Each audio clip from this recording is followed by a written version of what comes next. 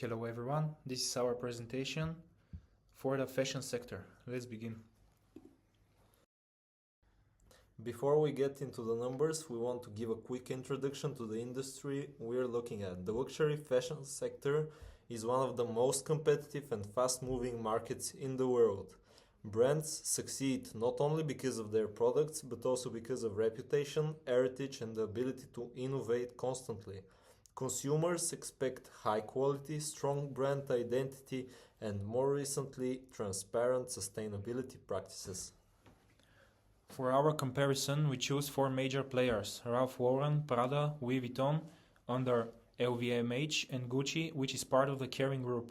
These brands operate globally, but each one has a different business model, level of financial stability, and approach to corporate responsibility.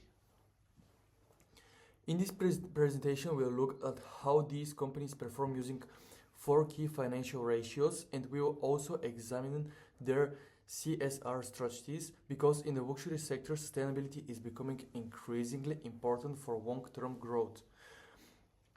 By combining financial data with CSR insights, our goal is to get us a clearer picture of which brand is the strongest overall investment opportunity.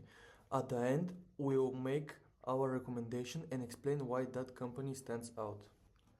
Before we dig into the big stuff, here is some of our history for each company. Ralph Lauren, founded in 1967 in New York, United States, but by Ralph Lauren. Independent company linked with more exposure to market volatility. Prada was founded 1913 in Milan, Italy by Lorenzo Bartelli. It is family controlled, linked to conservative financing, and with lower leverage. Louis Vuitton, founded in 1854 in Paris, France, by Louis Vuitton. It's a conglomerate linked with risk diversification and strong cash flows.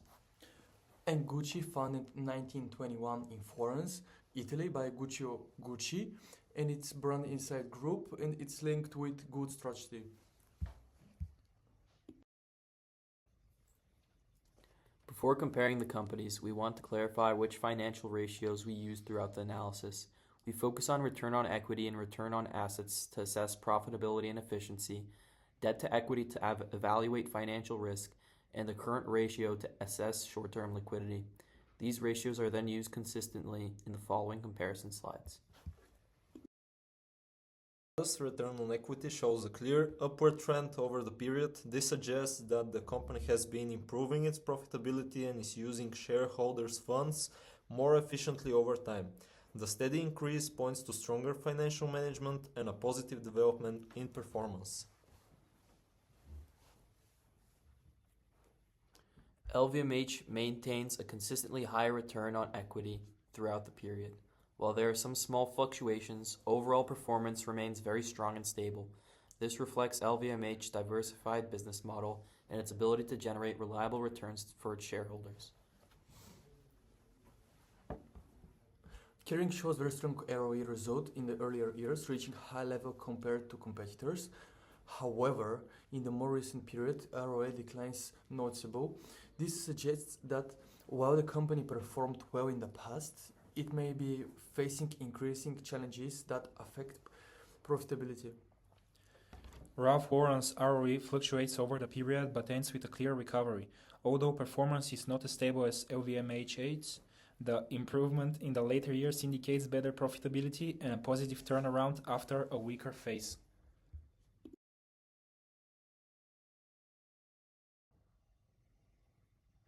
Prada's ROA shows a clear and steady increase over the period. This indicates that the company has become more efficient and using its assets to generate profit, suggesting improved operational performance and better asset management over time.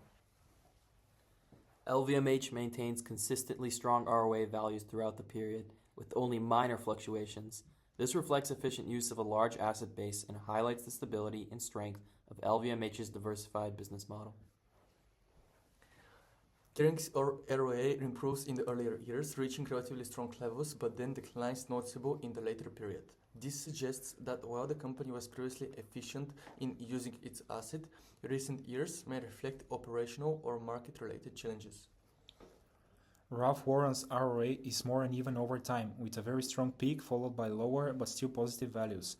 This pattern indicates fluctuating efficiency, but the company continues to generate return from its asset despite some volatility.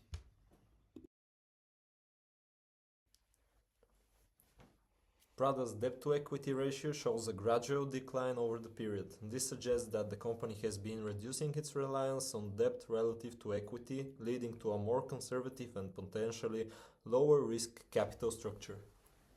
LVMH maintains a relatively stable debt-to-equity ratio over time.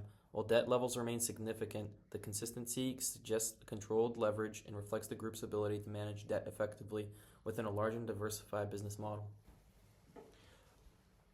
Kering's debt-to-equity ratios increased noticeably in the later years. This indicates a growing reliance on debt financing, which may increase financial risk, especially when combined with the declining profitability observed earlier.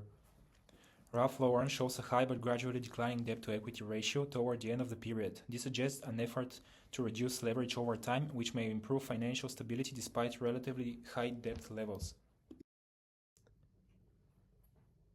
Prada's current ratio remains fairly stable over the period, staying at a healthy level above 1. This suggests that the company is able to meet its short-term obligations without holding excessive liquid assets. LVMH shows a relatively stable current ratio with small fluctuations. This indicates balanced liquidity management, where the company maintains enough short-term assets to cover liabilities while still using resources efficiently. Kering's current ratio is generally stable but shows a slight decline in the later years. This may indicate tighter short-term liquidity, although the ratio remains close to acceptable levels. Ralph Lauren stands out with a much higher current ratio compared to the other companies. This suggests a strong short-term liquidity, meaning the company is well positioned to cover its short-term liabilities, though it may also indicate less efficient use of current assets. LVMH places strong emphasis on corporate social responsibility, especially through partnerships with well-known humanitarian organizations such as UNICEF and People for Wildlife. A key focus on their CSR strategy is employees, shown by initiatives like the LVMH Shares program, which allows employees to participate in the group's success. In 2024, around 82% of employees received training, highlighting LVMH's commitment to career development. In addition, more than 60,000 employees were involved in charitable activities, which shows that CSR is implemented across the entire group, not just at a symbolic level. Prada's CSR strategy focuses strongly on sustainability and environmental responsibility. One of its key goals is to increase the use of recycled and certified materials, including a target of 100% recycled viscose by 2026. The company also invests in energy-efficient solutions such as LED lighting and photovoltaic systems. A well-known example of Prada's environmental commitment is the Re-Nylon project, which uses regenerated nylon made from recycled plastic. Overall, Prada's CSR approach balances environmental protection with respect for people, culture, and ethical business practices. For Kering, corporate social responsibility is a central part of its long-term strategy and brand positioning. The group places strong emphasis on human rights, ethical sourcing, and environmental protection through its supply chain. Suppliers are required to meet strict standards, which are included in contracts and regularly audited. Kering also operates under a clear ethical framework supported by its code of ethics and sustainability principles.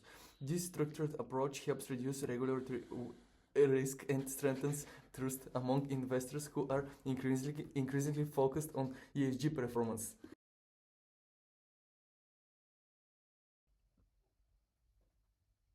Ralph Lauren places strong importance on CSR through its Timeless by Design strategy, which focuses on creating high-quality products that are made to last. On the environmental side, the company works to reduce its carbon footprint and increase the use of recycled materials.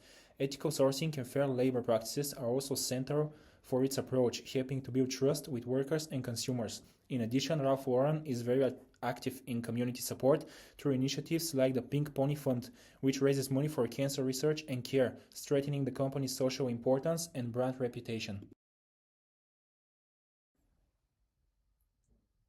Ralph Lauren is the best company to invest in because it combines strong recent financial recovery with improving profitability, declining leverage, solid liquidity, and well-established CSR. Thank you for your attention.